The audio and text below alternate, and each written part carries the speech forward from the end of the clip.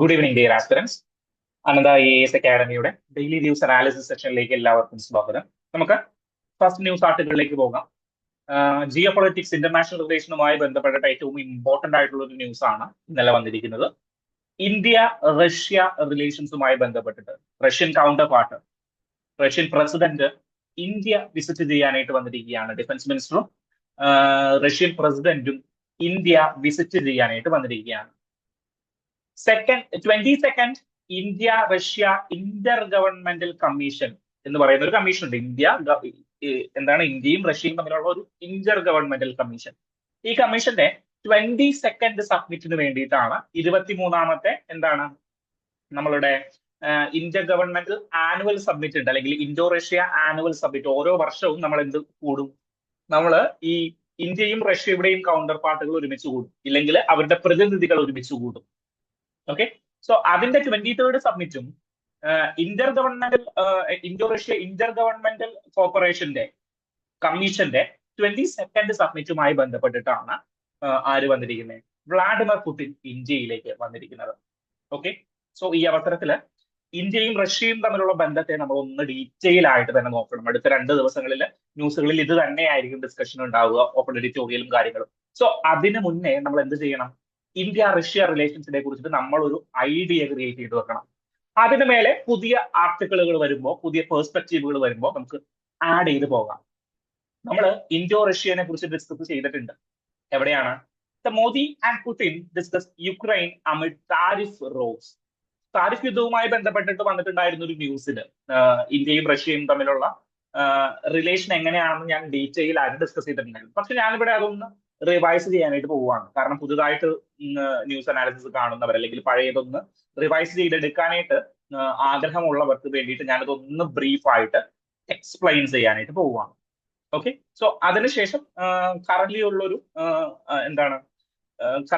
Development എന്താണെന്ന് നമുക്ക് നോക്കണം.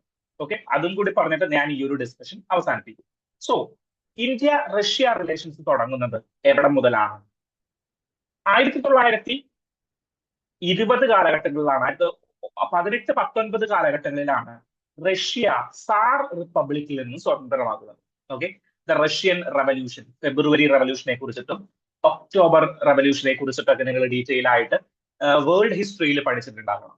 ഓക്കെ, സോ സാർ ചക്രവർത്തിയാവാനായിരുന്നു റഷ്യ ഭരിച്ചുകൊണ്ടിരുന്നത്.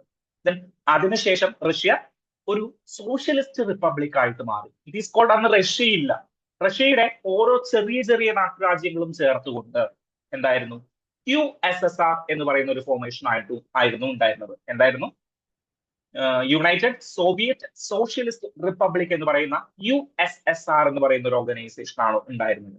ഓക്കെ, 1923-24 കാലഘട്ടങ്ങളിലൊക്കെ ആയപ്പോഴേക്കും കമ്മ്യൂണിസം അതിന്റെ ഏറ്റവും മൂർധന്യ അവസ്ഥയിലേക്ക് എത്തുകയും പിന്നീട് ഒരു കമ്മ്യൂണിസ്റ്റ് ഗവൺമെന്റ് തന്നെയാണ് അങ്ങോട്ട് ഭരിച്ചുകൊണ്ടിരുന്നത്.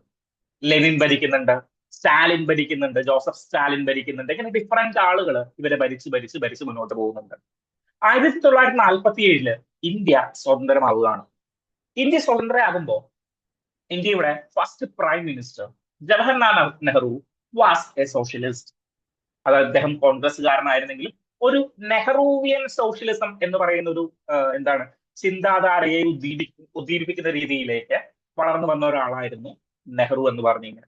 സോ സോഷ്യലിസം ഇദ്ദേഹം കൺസെപ്ച്വലി ഫോളോ ചെയ്തിരുന്ന ഒരു പ്രോസസ്സായിരുന്നു. അതിന്റെ പല ഭാഗങ്ങളും മാറ്റി നിർത്തിയിട്ട് നെഹ്റുവിയൻ സോഷ്യലിസം എന്നൊരു പ്രോസസ്സ് ഇദ്ദേഹം തെരഞ്ഞെടുത്തു. അതുകൊണ്ടാണ് ഇന്ത്യയുടെ 5 years പ്ലാനുകൾ വരുന്നത്, 5 വർഷത്തെ പ്ലാൻ പദ്ധതികൾ വരുന്നത്. ഈ പ്ലാൻ പദ്ധതികൾ നമ്മൾ എവിടെന്നാണ് കടമെടുത്തിരിക്കുന്നത്? റഷ്യയുടെ കയ്യിൽ നിന്നാണ് കടമെടുത്തിരിക്കുന്നത്.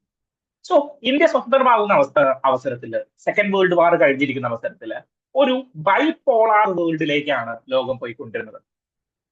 ഒരു സ്ഥലത്ത് USA, മറ്റൊരു സ്ഥലത്ത് ആരാണ്? റഷ്യ എന്ന് പറയുന്ന രീതിയിൽ 2 ദ്വിതീയ രാഷ്ട്രങ്ങളായിട്ട്, അല്ലെങ്കിൽ ധ്രുവങ്ങളിലായിട്ടുള്ള അലൈൻമെന്റുകളാണ് കീപ്പ് ചെയ്തത്. ഇന്ത്യ പറഞ്ഞു, മക്കളെ, ഞങ്ങൾ ഈ 2 ധ്രുവങ്ങളിലും ചേരുന്നില്ല, ഞങ്ങൾ നോൺ അലൈൻമെന്റ് ആയിട്ട് നിൽക്കാൻ പോവുകയാണ്.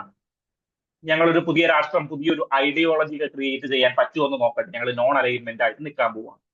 പക്ഷേ ഇന്ത്യയുടെ നോൺ അലൈൻമെന്റിനെ കുറിച്ച് പറയുമ്പോൾ പല ഹിസ്റ്റോറിയൻസ് പറയുന്ന, എസ്പെഷ്യലി രാമചന്ദ്രൻ ഗുഹ അടക്കം ഉള്ളവർ പറയുന്ന ഒരു കാര്യമുണ്ട്. India's non-alignment is slightly aligned to Russia or slightly aligned to the left. ലെഫ്റ്റിനോടായിരുന്നു ഇന്ത്യയുടെ നോൺ അലൈൻമെന്റ് സ്ലൈറ്റ്ലി അലൈൻ ചെയ്തുകൊണ്ടിരുന്നത്. കാരണം അന്നത്തെ US അടുക്കാൻ പറ്റത്തില്ല, കാരണം അന്ന് ആ രീതിയിലുള്ള കാര്യങ്ങളൊക്കെയാണ് US ചെയ്തുകൊണ്ടിരുന്നത്. എന്നാലും ബന്ധങ്ങൾ സൃഷ്ടിച്ചിട്ടുണ്ടായിരുന്നു. പക്ഷേ റഷ്യയുമായിട്ട് നമ്മൾ അടുത്ത ബന്ധങ്ങൾ ക്രിയേറ്റ് ചെയ്തിട്ടുണ്ടായിരുന്നു.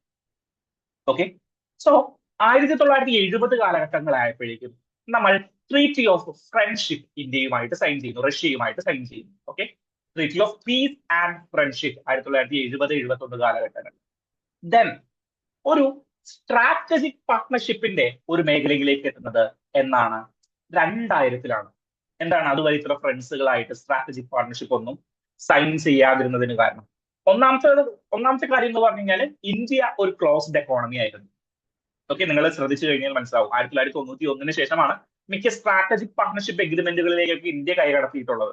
ഓക്കെ, സോ ഇന്ത്യ ഒരു ക്ലോസ്ഡ് എക്കോണമി ആയിരുന്നു. സെക്കൻഡ് കേസ് എന്ന് പറഞ്ഞു കഴിഞ്ഞാൽ എന്താണ്?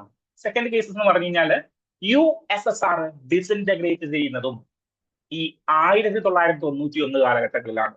ഓക്കെ, സോ USSR ഡിസിൻറ്റഗ്രേറ്റ് ചെയ്തു, റഷ്യ എന്ന് പറയുന്ന ഒരു ഫോർമേഷൻ ക്രിയേറ്റ് ചെയ്യപ്പെട്ടു. ഇന്ത്യയും ആ സമയത്തൊക്കെ ആയപ്പോഴേക്കും മോഡേണൈസ് ചെയ്തു. അതിന്റെ ഒരു ആഫ്റ്റർ എഫക്റ്റ് ആണ് 2000-ല് നമ്മളുടെ സ്ട്രാറ്റജിക് പാർട്ട്ണറായിട്ട് ആരെ ഉയർത്തുന്നത്? റഷ്യയെ ഉയർത്തുന്നത്. ഓക്കെ, സോ റഷ്യ നമ്മളെ ഒരുപാട് ഹെൽപ്പ് ചെയ്തിട്ടുള്ള ആളുകളാണ്. സോ ഈ സ്ട്രാറ്റജിക് പാർട്ട്ണർഷിപ്പിന്റെ എഫക്റ്റ് ഇന്നും തുടർന്നുകൊണ്ടിരിക്കുകയാണ്. ഓക്കെ, സോ ആ ഹിസ്റ്ററി മനസ്സിലായല്ലോ. 1919 കാലഘട്ടം മുതൽ സാർ ചക്രവർത്തി അധികാരത്തിൽ നിന്ന് പോയി പുതിയ സോഷ്യലിസ്റ്റ് വരുന്നത് മുതലുള്ള ആ ഒരു ചരിത്രം നമുക്ക് മനസ്സിലായി എന്ന് വിചാരിക്കുന്നു. ഓക്കെ, ഇനി ഇന്റർനാഷണൽ റിലേഷൻ പറയുമ്പോൾ നമ്മൾ 5 ഹെഡ്സിലേക്ക് ഇതിനെ മാറ്റും. എങ്ങനെയാണ്? Political relations, strategic and defence relations, third economic relations, cultural relations, then വേറെ എന്താണ്? ന്യൂ ടെക്നോളജി അല്ലെങ്കിൽ എമേർജിംഗ് ടെക്നോളജിയുമായി ബന്ധപ്പെട്ടുകൊണ്ട് പുതിയൊരു ഹെഡ്സിലേക്ക് കൂടിയിട്ട് നമ്മൾ മാറ്റാറുണ്ട്. ഓക്കെ, സോ കൾച്ചറൽ ടൈസ് എന്തൊക്കെയാണ്? കൾച്ചറൽ ടൈസ് പ്രധാനമായിട്ടൊന്നുമില്ല. റഷ്യയുടെ ഞാൻ മാപ്പ് ആഡ് ചെയ്തിട്ടുണ്ടോ എന്നറിയില്ല, മാപ്പ് ആഡ് ചെയ്തിട്ടില്ല. ഓക്കെ, സോ റഷ്യയുടെ ഒരു ജിയോഗ്രഫിക്കൽ പൊസിഷനിങ് എങ്ങനെയാണ്? ഇന്ത്യയുടെ മുകളിലായിട്ട്.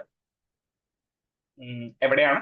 ഇന്ത്യയുടെ മുകളിൽ എന്ന് പറഞ്ഞാൽ തൊട്ടുമുകളിലല്ല, ഏറ്റവും ടോപ്പിലായിട്ട്, നമ്മളുടെ നോർത്തേൺ ഹെമിസ്ഫിയറിന്റെ ഏറ്റവും ടോപ്പിലായിട്ട് കിടക്കുന്ന വലിയൊരു കൺട്രിയാണ്. റഷ്യക്ക് ഒരു പ്രത്യേകതയുണ്ട്. റഷ്യക്ക് എന്താണ് പ്രത്യേകത? റഷ്യയുടെ മുകൾ ഭാഗം മൊത്തം മഞ്ഞിനാൽ ചുറ്റപ്പെട്ട് കിടക്കുന്ന ഏരിയാസ് ആണ്. താഴെ എന്ന് പറഞ്ഞു കഴിഞ്ഞാൽ ഇവർക്ക് വലിയ സീ സ്പേസുകളില്ല. ഓക്കെ, വലിയ സീ സ്പേസുകളില്ല, വിച്ച് മീൻസ് ഷോറുകളുടെ എണ്ണം കുറവാണ്, കടൽ തീരങ്ങളുടെ എണ്ണം കുറവാണ്.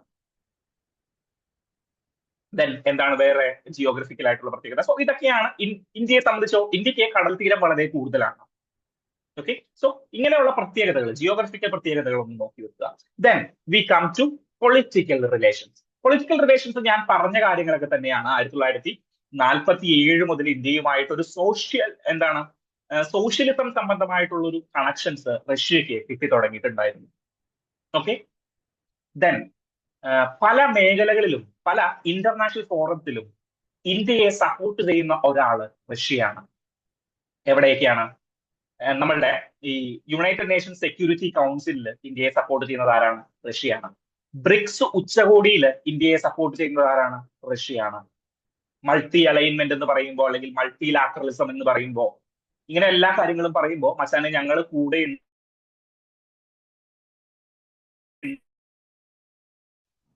Hello, I hope I am audible. So Russia അവിടെ ഉണ്ട് എന്തിനു വേണ്ടിയിട്ട്? നമ്മളുടെ ഇന്ത്യക്ക് സപ്പോർട്ടായിട്ട്.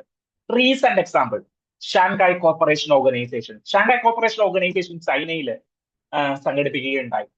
അവിടെ ലോകം ഏറ്റവും കൂടുതൽ ചർച്ച ചെയ്തത് 3 പ്രതിനിധികളുടെ സൗഹൃദത്തിന്മേലാണ്. ഒന്ന് Narendra Modi, then Vladimir Putin and she Jinping. ഈ 3 പേരും ചിരിച്ചും കളിച്ചും ഉള്ള ഫോട്ടോസ് ആ സമയത്ത് പത്രത്തിൽ വന്നു. ദെൻ മോദിജിനെ പിടിച്ചിട്ട് പുള്ളി വണ്ടിയിൽ കയറ്റിയിട്ട് എന്റെ ഒപ്പം പോവാന്നാണ് നമ്മളുടെ പുടിൻ പറഞ്ഞിരിക്കുന്നത്. ഈ സീൻ കേരളത്തിലും ഉണ്ടായിരുന്നു. എവിടെയാണ്? ശബരിമല സമ്മേളനം നടക്കുന്ന സമയത്ത് നമ്മുടെ വെള്ളാപ്പള്ളി നടേശനെ കൈപിടിച്ചിട്ട് മുഖ്യമന്ത്രിയുടെ വണ്ടി പോവാന്ന് പറഞ്ഞ് സെയിം സീൻ തന്നെയാണ് ഇന്റർനാഷണൽ രീതിയിൽ എന്ത് ചെയ്തിരിക്കുന്നത്? റെപ്ലിക്കേറ്റ് ചെയ്തിരിക്കുന്നത്. ഓക്കെ, സോ അത് വേറൊരു discussion. So political relations clear ആയി എന്ന് വിചാരിക്കുന്നു. Strategic relation, strategic and defence relation. Strategic റിലേഷനിൽ ആദ്യം സ്ട്രാറ്റജിക് പാർട്ടിലേക്ക് വരാം. 1971 നമ്മൾ ട്രീറ്റി ഓഫ് ഫ്രണ്ട്ഷിപ്പ് സൈൻ ചെയ്തു എന്ന് പറഞ്ഞു. എഴുതി വെക്കണേ, 1971 ട്രീറ്റി ഓഫ് ഫ്രണ്ട്ഷിപ്പ് നമ്മൾ സൈൻ ചെയ്തു. 2000 വർഷങ്ങളിലേക്ക് ആയപ്പോഴേക്കും പുടിനാണ് അന്നും ഭരിക്കുന്നത്. 2000 പുടിൻ തന്നെയാണ് ഭരിക്കുന്നത്, എന്റെ ഓർമ്മ ശരിയാണെങ്കിൽ. അതെ. സോ പുടിൻ ഭരിക്കുന്ന സമയത്ത് നമ്മൾ എന്ത് ചെയ്തു? സ്ട്രാറ്റജിക് പാർട്ട്ണർഷിപ്പ് 2000 നമ്മൾ ഇന്ത്യയുമായിട്ട് സൈൻ ചെയ്തു. Okay, so they become the strategic partner. അതിനുശേഷം നമ്മൾ ക്രിയേറ്റ് ചെയ്ത ഒരു ഇമ്പോർട്ടന്റ് ഇന്റർ ഗവൺമെന്റൽ കമ്മീഷനാണ് Indo Russia inter governmental commission. Okay, അതെന്താണ് Indo Russian inter governmental commission എന്ന് പറയുന്നത്? രണ്ട് ഗവൺമെന്റുകളുടെയും പ്രതിനിധികൾ എന്ത് ചെയ്യും? ഒരുമിച്ചിരുന്ന് സംസാരിക്കും. ആനുവലി ഇതിനൊരു മീറ്റിംഗ് ഉണ്ടാവും. സോ അങ്ങനെ ഒരു കമ്മീഷൻ ഇന്ത്യക്കും റഷ്യക്കും ഇടയിലുണ്ട്. ഓക്കെ, അതിന്റെ ആനുവൽ സബ്മിറ്റിന് വേണ്ടിയിട്ടാണ് ആര് വന്നിരിക്കുന്നത്? പുടിൻ ഇന്ത്യയിലേക്ക് വന്നിരിക്കുന്നത്. So Indo Russian inter governmental commission, ഇതിന് 2 സെക്ടറുകൾ ഉണ്ട്. 2 സെക്ടറുകൾ എന്ന് പറഞ്ഞു കഴിഞ്ഞാൽ, ഒന്ന് നമ്മളുടെ ഈ science and technology, economy, trade, ഇങ്ങനെയുള്ള കാര്യങ്ങൾ നോക്കുന്ന ഒരു wing. Okay, so 2 level committee ആണ് ഇത്. Trade, economic affairs, technology, cultural cooperation. Okay, so ഇത് ചെയർ ചെയ്യുന്നത്, ഇതിന് 2 വിങ് ഉണ്ട് ഇൻഡോ റഷ്യൻ ഇന്റർ ഗവൺമെന്റൽ കമ്മീഷന്. ഒന്ന് ട്രേഡ്, എക്കോണമിക്, സയന്റിഫിക്, ടെക്നോളജിക്കൽ റിലേഷൻസുകളെല്ലാം മാനേജ് ചെയ്യുന്നത്. ഇതിനെ ചെയർ ചെയ്യുന്നത് ആരായിരിക്കും? ഇതിനെ ചെയർ ചെയ്യുന്നത് ഇന്ത്യയുടെ കൾച്ചറൽ മിനിസ്റ്റർ ആണോ? അല്ല, ഇന്ത്യയുടെ എക്സ്റ്റേണൽ അഫയേഴ്സ് മിനിസ്റ്റർ ആണ്. ആരാണ്? ഇന്ത്യയുടെ എക്സ്റ്റേണൽ അഫയേഴ്സ് മിനിസ്റ്റർ ആണ്. കോ ചെയർ ചെയ്യുന്നത് റഷ്യയുടെ ഡെപ്യൂട്ടി പ്രൈം മിനിസ്റ്റർ ആണ്. ആരാണ് കോ ചെയർ ചെയ്യുന്നത്? ഇന്ത്യയുടെ എക്സ്റ്റേണൽ അഫയേഴ്സ് മിനിസ്റ്ററും ഡെപ്യൂട്ടി പ്രൈം മിനിസ്റ്ററും ആയിരിക്കും. ഓക്കെ, ഏതിനു വേണ്ടിയിട്ട്? എക്കോണമിക് കോർപ്പറേഷന് വേണ്ടിയിട്ടുള്ള ഫസ്റ്റ് വിങ്.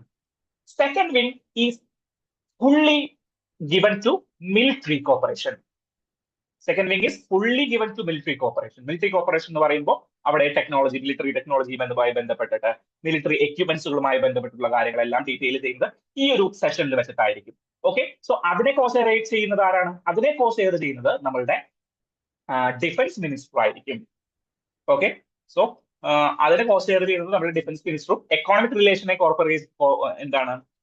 കോഷെയർ ചെയ്യുന്നത് നമ്മുടെ ഫിനാൻസ് മിനിസ്റ്റർ ഒന്നും അല്ല, നമ്മുടെ എക്സ്റ്റേണൽ അഫയേഴ്സ് മിനിസ്റ്റർ ആണ് എന്നുള്ളൊരു കാര്യവും കൂടി ഓർക്കുക.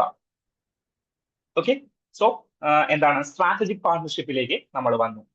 Then next to defence corporation start with our grand old MiG-21.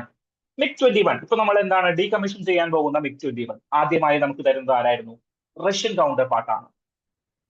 Okay, then ഇത് കൂടാതെ ഏതൊക്കെ തന്നിട്ടുണ്ടായിരുന്നു? നമുക്ക് നമ്മളുടെ ബ്രഹ്മോസ് മിസൈൽസ് തന്നത് ആരായിരുന്നു? റഷ്യ ആയിരുന്നു.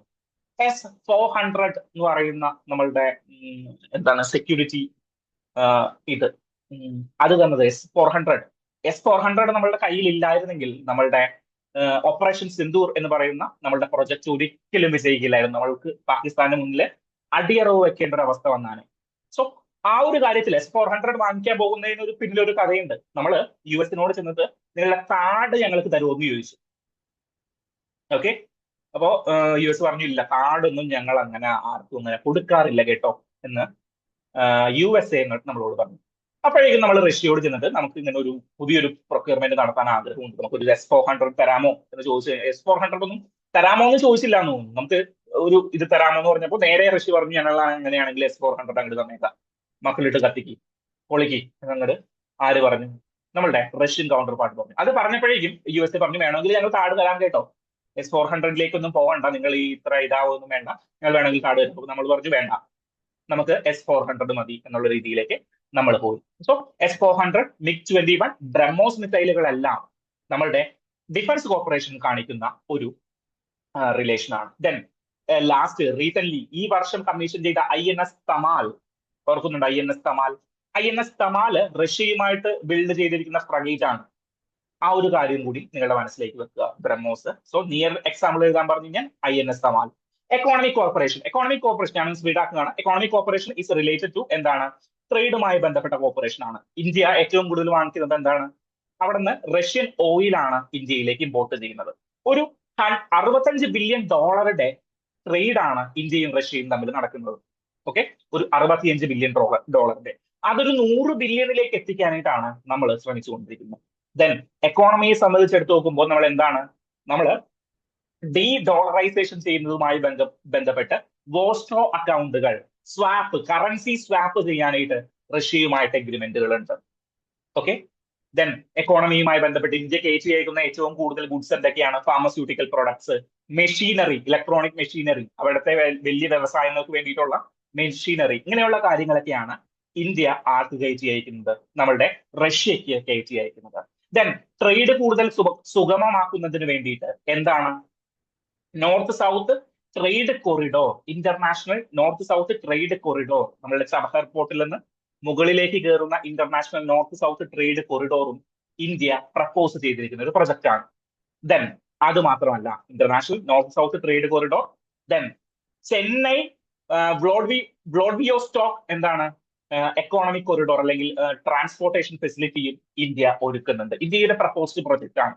അതായത് റഷ്യക്ക് എന്താ പ്രശ്നം? പോർട്ടുകൾ കുറവാണ്, സീ ഷോറുകൾ കുറവാണ്. ഇപ്പൊ ചെന്നൈയിൽ നിന്ന് വ്ളാഡിവോസ്റ്റോക്ക് എന്ന് പറയുന്നത് റഷ്യയുടെ ഈസ്റ്റേൺ പാർട്ടിൽ കിടക്കുന്ന, താഴെ കിടക്കുന്ന റഷ്യയുടെ ഒരു ഇമ്പോർട്ടന്റ് പോർട്ടാണ്. അവിടേക്ക് കണക്ട് ചെയ്യുന്ന രീതിയിൽ, ഓക്കെ, ഇതൊന്നും ചിലപ്പോ ഈ സ്ലൈഡുകളിൽ ഉണ്ടാകില്ലേ, ഞാൻ ഓർമ്മയിൽ നിന്ന് കണക്ട് ചെയ്ത് പറയുന്നതാണ്. ഓക്കെ, സോ അതൊന്നും നോട്ട് ചെയ്ത് വെക്കണം.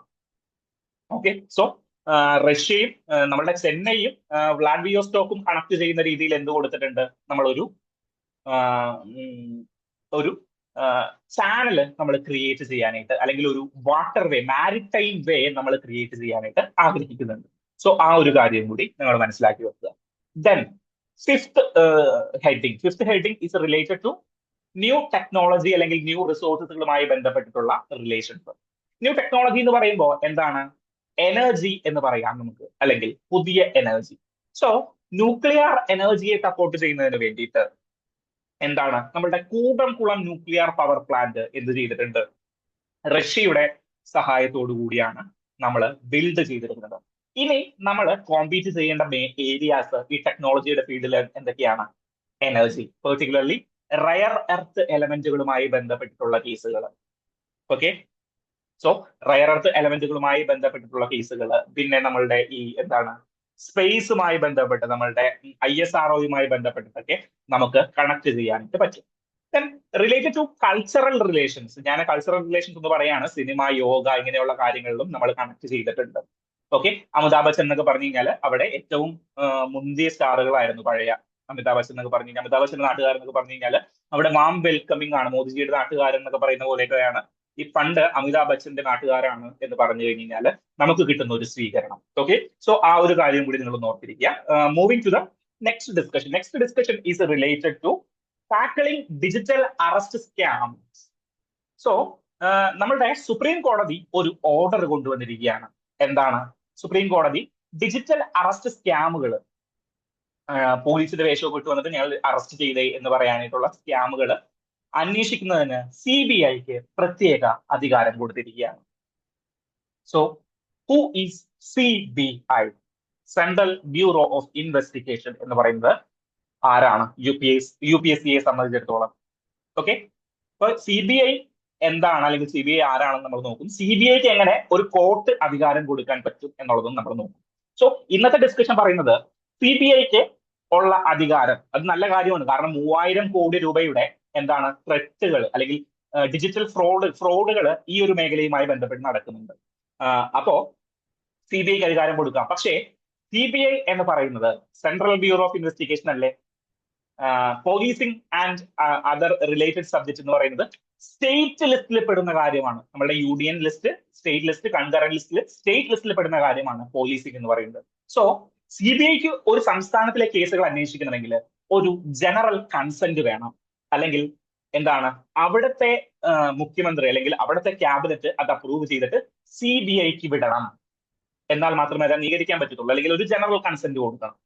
ഓക്കെ, സോ അങ്ങനെയുള്ളൊരു സംസ്ഥാനത്ത്, അങ്ങനെയുള്ളൊരു രാജ്യത്ത് ഈ ഡിജിറ്റൽ അറസ്റ്റിന്റെ കേസിൽ ഇവർക്ക് നേരിട്ട് ഇടപെടാമെന്ന് പറയുന്നത് എങ്ങനെയാണ് വരുന്നത് എന്നുള്ളത് ഒരു ക്രിറ്റിസിസമായിട്ട് കൂടിയിട്ട് ഇന്നത്തെ എഡിറ്റോറിയലിൽ ഡിസ്കസ് ചെയ്തിട്ടുണ്ട്. ഓക്കെ, സോ CBI എന്ന് പറയുന്നത് 1946 ഡൽഹി പോലീസ് എസ്റ്റാബ്ലിഷ്മെന്റ് ആക്ട് പ്രകാരം, Delhi special police establishment act പ്രകാരം നിലവിൽ വന്നിട്ടുള്ള ഒരു സംഘടനയാണ്. അപ്പോ എന്റെ അടുത്ത ചോദ്യം, whether it is A statutory organisation like NIA act 2008 പ്രകാരമാണ് നാഷണൽ ഇൻവെസ്റ്റിഗേഷൻ ഏജൻസി വന്നിരിക്കുന്നത്. അതുപോലെ ഒരു സ്റ്റാറ്റ്യൂട്ടറി ഓർഗനൈസേഷൻ ആണ്? അല്ല. ഡൽഹി സ്പെഷ്യൽ പോലീസ് എസ്റ്റാബ്ലിഷ്മെന്റ് ആക്ടിന്റെ ഒരു ഭാഗത്തിലും നിങ്ങൾ സെൻട്രൽ ബ്യൂറോ ഓഫ് ഇൻവെസ്റ്റിഗേഷനെ സ്റ്റാറ്റ്യൂട്ടറി പൊസിഷൻ ആയിട്ട് എടുത്തു വെച്ചിരിക്കുന്നു എന്ന് ഒരു ഭാഗത്തും പറഞ്ഞിട്ടില്ല. Okay, so CBI is not a statutory authority. പിന്നെ എന്താണ്? സ്റ്റാറ്റ്യൂട്ടറി അതോറിറ്റി അല്ല. പിന്നെ എന്തിനാണ് Delhi police special establishment act? ഈ ആക്ടിന്റെ അണ്ടറിലാണ് ഇത് പവേഴ്സ് ഗെയിൻ ചെയ്യുന്നത്. Okay, Delhi police special establishment ആക്ടിന്റെ അണ്ടറിലാണ് ഇത് പവേഴ്സ് ഗെയിൻ ചെയ്യുന്നത്. സെക്കൻഡ് ക്വസ്റ്റ്യൻ, ഏത് മിനിസ്ട്രിയുടെ അണ്ടറിലാണ് നമ്മളുടെ സെൻട്രൽ ബ്യൂറോ ഓഫ് ഇൻവെസ്റ്റിഗേഷൻ വരുന്നത്? ഇപ്പൊ സെൻട്രൽ ബ്യൂറോ ഓഫ് ഇൻവെസ്റ്റിഗേഷൻ എന്ന് പറയുമ്പോൾ കറപ്ഷൻസ് എലിമിനേറ്റ് ചെയ്യാനായിട്ട്, ദെൻ എന്താണ് ഗവൺമെന്റുകളെ നോക്കുന്നതിന് വേണ്ടിയിട്ട്, സ്പെഷ്യൽ കേസുകൾ അന്വേഷിക്കുന്നതിന് വേണ്ടിയിട്ട്. അങ്ങനെയാണെങ്കിൽ മിനിസ്ട്രി ഓഫ് ഹോം അഫയേഴ്സിന്റെ കീഴിലായിരിക്കുമോ വരുന്നത്? അല്ല. Ministry of personnel, department of പേഴ്സണലിന്റെ അണ്ടറിലാണ്. ഓക്കെ, നമ്മൾ UPSC എഴുതി കഴിഞ്ഞിട്ട് നമ്മളുടെ സർട്ടിഫിക്കറ്റ് ഒക്കെ വെരിഫൈ ചെയ്ത് നമുക്ക് ജോലി തരുന്ന ഡിപ്പാർട്ട്മെന്റിന്റെ അണ്ടറിലാണ് ആര് വരുന്നേ? നമ്മളുടെ CBI വർക്ക് ചെയ്യുന്നത്. ഓക്കെ, സോ മിനിസ്ട്രി ഓഫ് പേഴ്സണലിന്റെ അണ്ടറിലാണ് നമ്മളുടെ CBI വർക്ക് ചെയ്യുന്നത്. സെൻട്രൽ ഇൻഫോർമേഷൻ കമ്മീഷനും അങ്ങനെയാണ്. ഓക്കെ, സോ ആ ഒരു കാര്യം ഓർത്തിരിക്കുക, തെറ്റിപ്പോകരുത്. സ്റ്റാറ്റ്യൂട്ടറി ഓർഗനൈസേഷൻ അല്ല എന്നുള്ളൊരു കാര്യം ഓർത്തിരിക്കുക. ദെൻ വേറെ എന്താണ്? സൻതനം കമ്മിറ്റി 1962 സൻതനം കമ്മിറ്റി പ്രകാരമാണ് എന്ത് ഈ CBI എന്ന് പറയുന്ന ഒരു ഓർഗനൈസേഷൻ ഫോം ചെയ്യുന്നതിന് വേണ്ടിയിട്ട് നമ്മൾ റിക്വസ്റ്റ് ചെയ്യുന്നത്.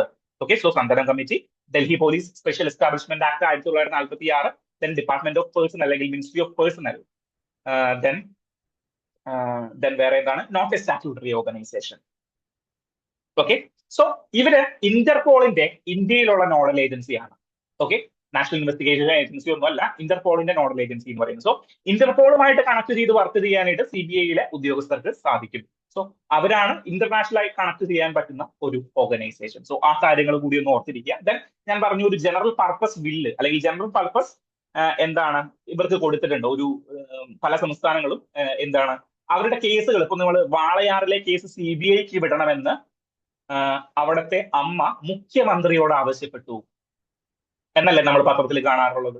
അല്ലെങ്കിൽ രാഹുൽ മാങ്കൂട്ടത്തിൽ വിഷയം CBIയെ കൊണ്ട് അന്വേഷിക്കണം എന്നുള്ളത് ചിലപ്പോൾ ആരെങ്കിലും ആവശ്യപ്പെടുമായിരിക്കും. സോ ആ സംസ്ഥാനത്തിലെ ഒരു ലോ ആൻഡ് ഓർഡർ വിഷയം CBI കൈകാര്യം ചെയ്യണമെങ്കിൽ അവിടുത്തെ ക്യാബിനറ്റ് അത് അപ്രൂവ് ചെയ്യണം, അല്ലെങ്കിൽ ഗവൺമെന്റ് അത് അപ്രൂവ് ചെയ്ത് CBIക്ക് റിക്വസ്റ്റ് കൊടുക്കണം. അല്ലാണ്ട് നാളെ വന്നിട്ട് ഒരു കേസിൽ CBIക്ക് അപ്രൂവ് ചെയ്യാൻ പറ്റില്ല, അല്ലെങ്കിൽ ഇൻവെസ്റ്റിഗേറ്റ് ചെയ്യാനായിട്ട് പറ്റില്ല.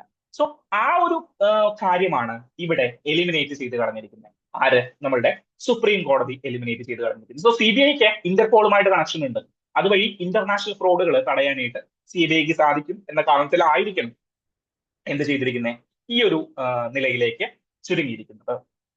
ഓക്കെ, സോ നെക്സ്റ്റ് ആർട്ടിക്കിളിലേക്ക് പോകാം. Next article is related to എന്താണ്? Relative isolation, India's tryst with terror.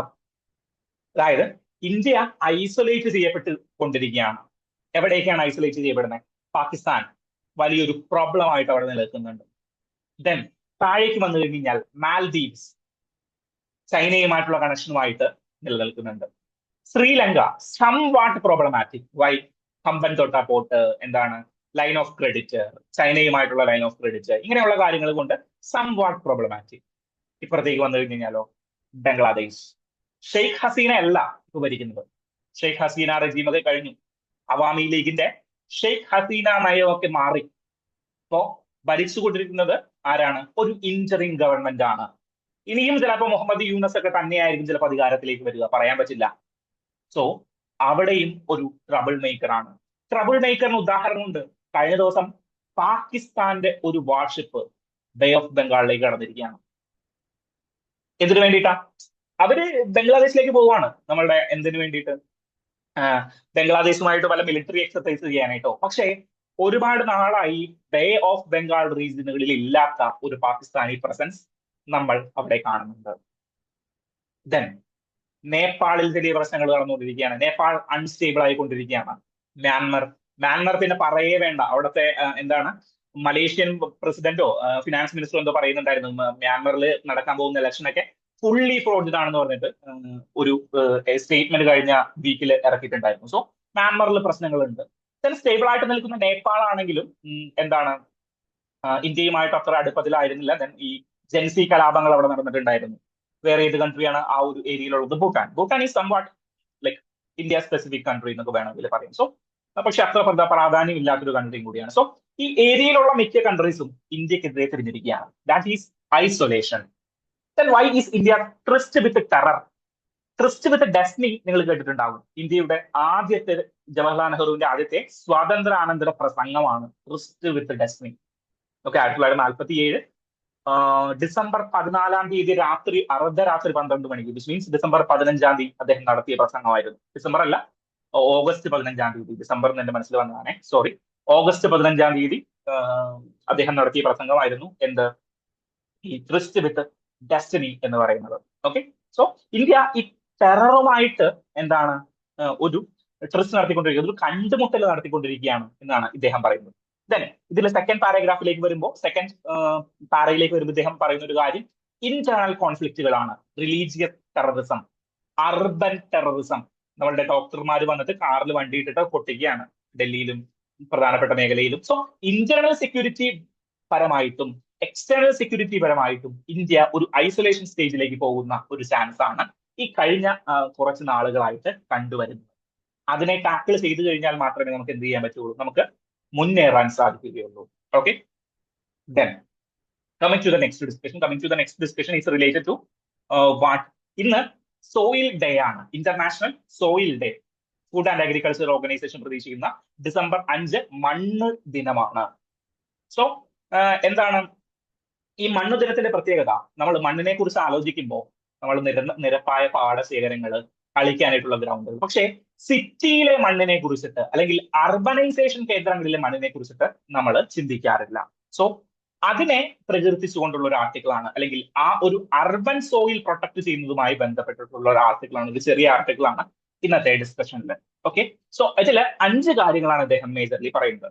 Restore, അതായത് അർബനിൽ ഇപ്പോൾ ഏരിയാസിൽ എന്താണ് മണ്ണൊന്നും കാണാനായിട്ടില്ല, മണ്ണ് പ്രൊട്ടക്ട് ചെയ്യുന്നില്ല, ഒലിച്ചു പോകുന്ന ഈ കേസുകളൊക്കെ ഉണ്ടെന്ന് നിങ്ങൾക്ക് അറിയാലോ. ബേസിക് ആയിട്ടുള്ള കാര്യം, ഞാൻ അതിലേക്ക് ഡീറ്റെയിൽ ആയിട്ട് പോകുന്നില്ല. ഇതിനെ പ്രൊട്ടക്ട് ചെയ്യാനായിട്ട് ഇദ്ദേഹം ഒരു 5 വേസ് പറയുന്നുണ്ട്. Restore and protect urban soil. Urban സോയിലിനെ പ്രൊട്ടക്ട് ചെയ്യണം. Promote green infrastructure. പുതിയ കാര്യമാണോ? അല്ല, എല്ലാവരും പറയുന്ന കാര്യം. Support urban agriculture. Adopt responsible soil management. Improve soil literacy.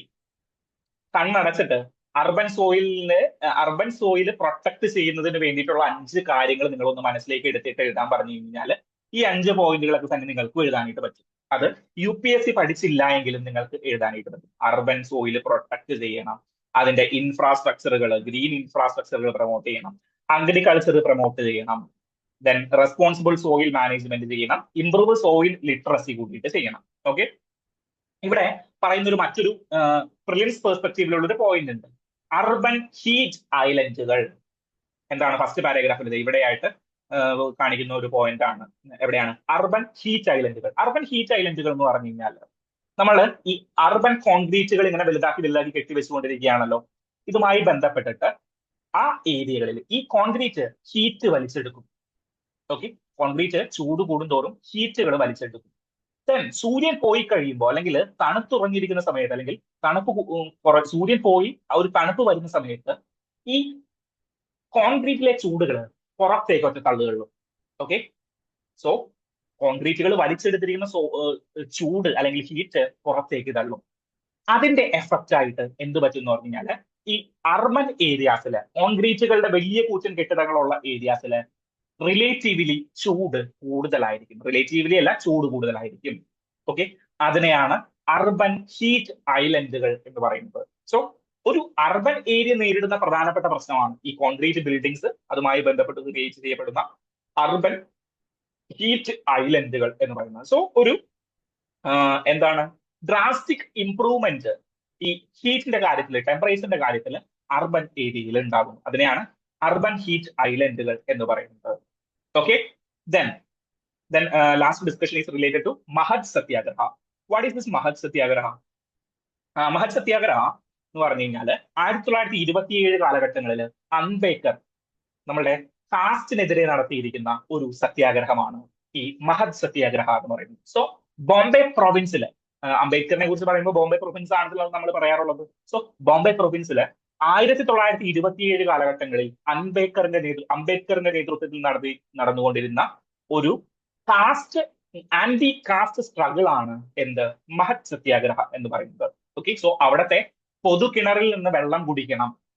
കേരളത്തിലുണ്ടായിരുന്നു Vaikom സത്യാഗ്രഹ. വൈക്കം അമ്പലത്തിനോട് ചേർന്നുള്ള നടവഴികൾ, ഉള്ളിൽ കയറണമെന്നും പറഞ്ഞിട്ടില്ല, നടവഴികൾ അവർണർക്ക് ഉപയോഗിക്കണം എന്ന് പറഞ്ഞുകൊണ്ട് നടത്തിയ സമരമായിരുന്നു. അടിച്ചമർത്തപ്പെട്ടു. ഓക്കെ, ദെൻ നമ്മളുടെ ഗുരുവായൂർ സത്യാഗ്രഹ, കെ കേളപ്പൻ, നമ്മളുടെ ഈ കൃഷ്ണപിള്ള മണിയടിക്കുന്നു. സോ ഇതുപോലെ തന്നെ 1927